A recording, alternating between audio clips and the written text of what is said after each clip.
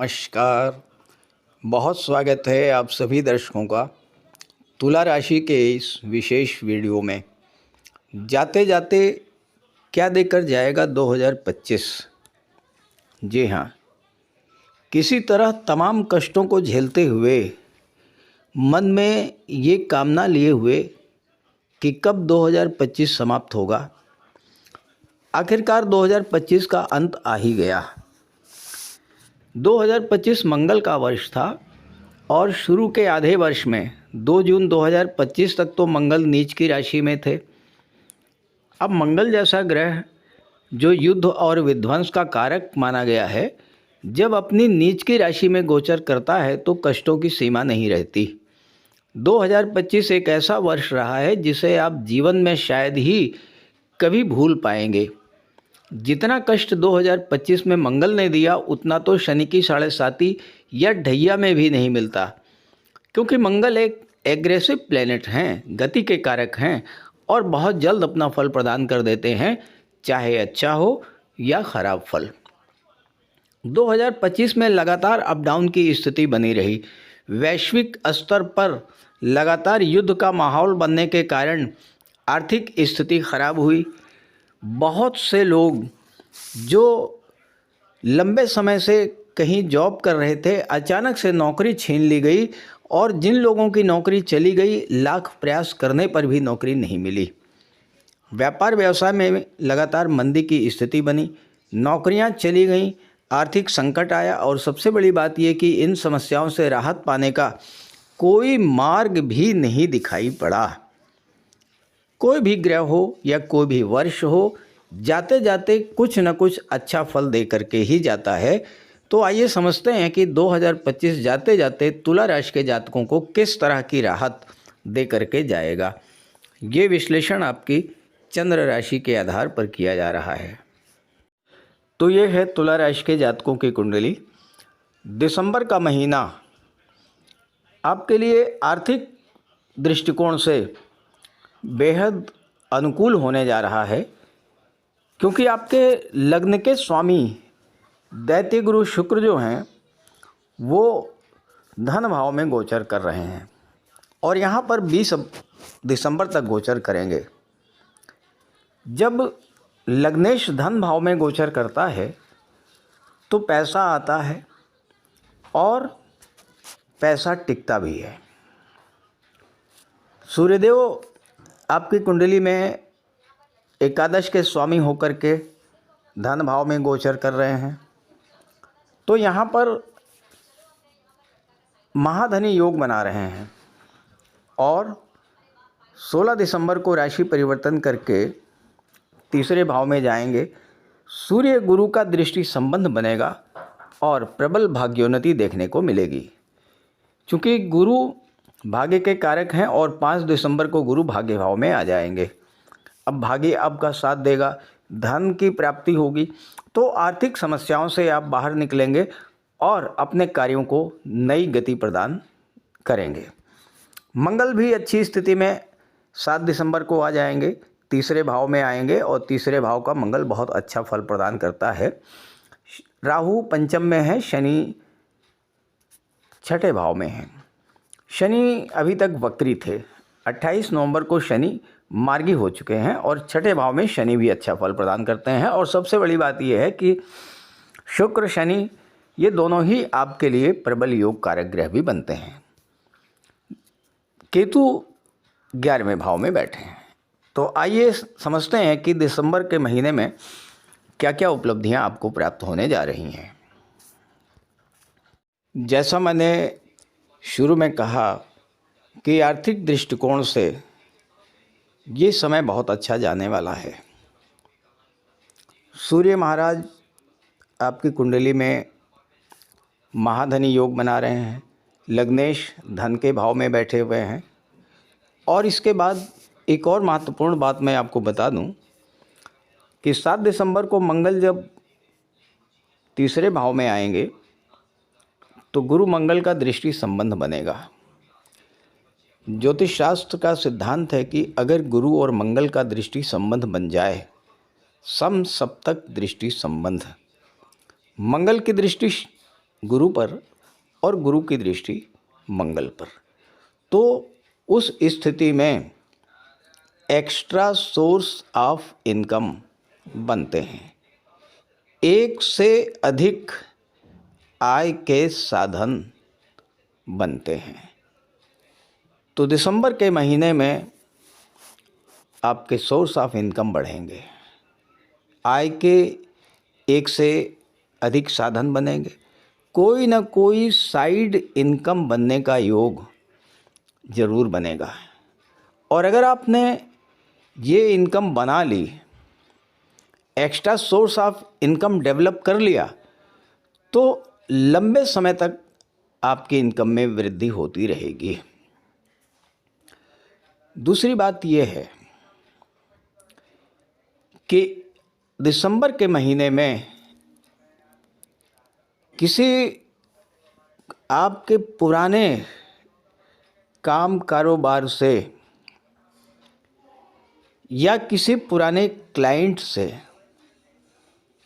आपको बहुत सारा पैसा मिलने का योग बन रहा है। क्योंकि 7वें भाव के स्वामी मंगल हैं। 7वां भाव क्या होता है? व्यापार का होता है। और बिजनेस भाव के स्वामी जब तीसरे भाव में सूर्य के साथ होंगे, शुक्र के साथ होंगे और 9वें भाव पर दृष्टि डालेंगे, तो इसका प्रभाव यही पड़ेगा कि बिजनेस में वृद्धि, नई नई बिजनेस डील्स, नए नए बिजनेस के ऑर्डर्स मिलेंगे और मोटा पैसा आपको मिलेगा।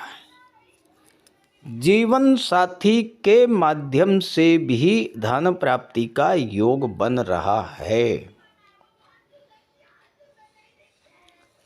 धन भाव में सूर्य शुक्र बुध हैं और धन भाव के स्वामी मंगल हैं, जो कि तीसरे भाव में बैठे हुए हैं 7 दिसंबर से। और तीसरे भाव के मंगल एक्सीलेंट रिजल्ट देते हैं। तीसरे भाव में मंगल को बहुत अच्छा माना गया है। यहाँ पर आपके पराक्रम पुरुषार्थ में तो वृद्धि करेंगे ही, आपकी कम्युनिकेशन पावर को बढ़ाएंगे, आपके अंदर एक नई ऊर्जा का संचार करेंगे, आपके स्किल्स और कौशल को बढ़ाएंगे। और इन सब चीज़ों का प्रयोग आप अपने व्यापार व्यवसाय में करेंगे, अपने पैसे को बढ़ाने में करेंगे, अपनी प्रॉपर्टी को बढ़ाने में करेंगे, अपने रिलेशंस को बढ़ाने में करेंगे। क्योंकि सूर्य भगवान स्वयं 11वें भाव के स्वामी होकर के धन भाव में और फिर तीसरे भाव में रहेंगे। इसके बाद चौथे में आएंगे, 5वें भाव में, 6ठे भाव में, सभी भाव में सूर्य अच्छा फल आपको प्रदान करेंगे। तो सूर्य क्या है? गवर्नमेंट को शो करते हैं, उच्च पदस्थ अधिकारियों को शो करते हैं। तो आपके रिलेशंस बहुत अच्छे होंगे समाज के प्रतिष्ठित लोगों से। तीसरा भाव कम्युनिकेशन पावर का होता है और यहाँ पर सूर्य, शुक्र और मंगल जैसे ग्रहों का गोचर आपकी कम्युनिकेशन पावर को बढ़ा देगा। आप अपनी बात को बहुत अच्छे से रख पाएंगे। आपकी नेगोशिएट करने की कैपेसिटी, आपकी कम्युनिकेट करने की पावर इस समय बढ़ेगी। और जो लोग खास करके मार्केटिंग के क्षेत्र में हैं, जो लोग सोशल मीडिया से जुड़े हुए हैं, जो लोग किसी भी तरह का व्यापार व्यवसाय, स्पेशली उस तरह का व्यापार जहां पर आप अपने किसी प्रोडक्ट को लॉन्च करते हैं, उस प्रोडक्ट की ब्रांडिंग करते हैं आप, उसके लिए ये समय बेहद अनुकूल है। क्योंकि राहु महाराज पंचम में बैठ करके एकादश को देख रहे हैं, तो राहु महाराज की कृपा भी आप पर रहेगी। राहु आपके लग्न को भी देख रहे हैं, यानी आपकी महत्वाकांक्षा बढ़ा देंगे। एम्बिशस होंगे आप, हाईली एम्बिशस होंगे इस समय आप, और आपकी महत्वाकांक्षा को पूरा करेंगे सूर्य, शुक्र, मंगल और देवगुरु बृहस्पति, साथ ही साथ शनिदेव। क्योंकि शनिदेव भी 6ठे भाव में बैठे हैं और 6ठे भाव के शनि बहुत अच्छा रिजल्ट आपको प्रदान करते हैं। सूर्य आपके कॉन्फिडेंस लेवल को बढ़ाएंगे, और थर्ड हाउस पर 3 ग्रहों का प्रभाव उन जातकों के लिए बेहद अनुकूल रहेगा जो कला से संबंधित किसी भी क्षेत्र से जुड़े हुए हैं। क्योंकि तुला राशि शुक्र की राशि है और लग्नेश स्वयं तीसरे भाव में अगर सूर्य के साथ मंगल के साथ आ जाएं तो वो जातक जो कि फिल्म इंडस्ट्री से जुड़े हैं, मॉडलिंग, टीवी सीरियल के क्षेत्र से जुड़े हैं, सोशल मीडिया के क्षेत्र से जुड़े हैं, ऐसे जातकों के लिए ज़बरदस्त लाभ की स्थिति बनेगी। क्योंकि गुरु भी बैठे हैं 9th में और गुरु की दृष्टि 3rd हाउस पर पड़ेगी। गुरु विस्तार के कारक होते हैं, तो आपको कार्य क्षेत्र का विस्तार करेंगे, यानी कि नई नई डील्स, नए नए कॉन्ट्रैक्ट्स, नई फिल्में, नए नए टीवी सीरियल्स, ये सब आपको मिलने जा रहे हैं। शनि महाराज मार्गी हो चुके हैं। 6th हाउस में शनि बैठे हैं। शनि कर्म के कारक हैं। 6ठा भाव नौकरी का होता है। जो लोग नौकरी कर रहे हैं या जो लोग एज ए प्रोफेशनल कार्य कर रहे हैं और उनके कार्य व्यवसाय में, उनकी नौकरी में 28 नवंबर से पहले, चूँकि 28 नवंबर से पहले शनिदेव वक्री थे, तो उनके काम कारोबार में जो धीमापन आया, जो रुकावटें आई, जो विघ्न बाधाएं आई, शनि के मार्गी होते ही वो विघ्न बाधाएं, वो रुकावटें समाप्त होंगी, कार्यों को गति मिलेगी, कार्य तेजी से बनते चले जाएंगे। यहाँ देखिए पंचम भाव जो कि लव रिलेशंस का होता है, अगर उसकी हम बात करें तो देखिए यहाँ पर राहु महाराज बैठे हुए हैं। और राहु क्या करते हैं? राहु भ्रम पैदा करते हैं, गलतफहमी पैदा करते हैं। तो थोड़ी बहुत रिलेशंस में किसी बात को लेकर के गलतफहमियाँ डेवलप करेंगी, लेकिन ये वो समय नहीं है जब आप एक दूसरे की कमी निकालें। बेहतर ये होगा कि आप ये देखें कि एक दूसरे के अंदर अच्छाइयाँ क्या हैं। अगर आप पॉजिटिव चीज़ें देखेंगे तो कोई समस्या नहीं आएगी, लेकिन अगर आपने नेगेटिव चीज़ें देखना शुरू कर दिया, एक दूसरे में कमियां निकालना शुरू कर दिया, तो कहीं ना कहीं तनाव की स्थिति ज़रूर बनेगी।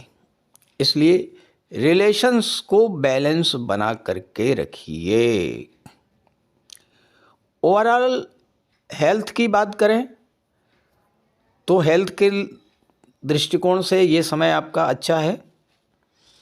शनि के वक्री होने की समय में, यानी 28 नवंबर से पहले जिन जातकों के स्वास्थ्य में कोई समस्या आई थी, शनि की मार्गी होने के बाद वो समस्या भी समाप्त होगी। क्योंकि शनि की दृष्टि 12वें भाव पर पड़ रही है और 12वां भाव अस्पताल का होता है, तो अगर कोई सदस्य अस्पताल में भर्ती था तो वो स्वस्थ होकर के घर लौटेगा। और अगर कोई कोर्ट कचहरी का मैटर डेवलप कर गया है तो उसमें भी आपको राहत मिलेगी। हाँ, ये ज़रूर है कि तुला राशि है आपकी, तो थोड़ा इमोशनल तो होते हैं आप। 6ठे भाव पर शनि की दृष्टि है 12वें भाव पर। अब 12वां भाव क्या होता है? 12वां भाव चिंता, तनाव, एंग्जाइटी को शो करता है।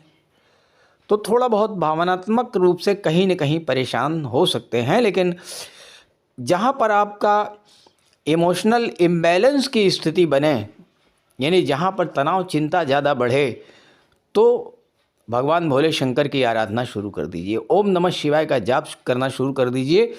जब तक मन से वो नेगेटिव चीज़ निकल करके बाहर ना चली जाए, तब तक आप ओम नमः शिवाय का जाप करिए।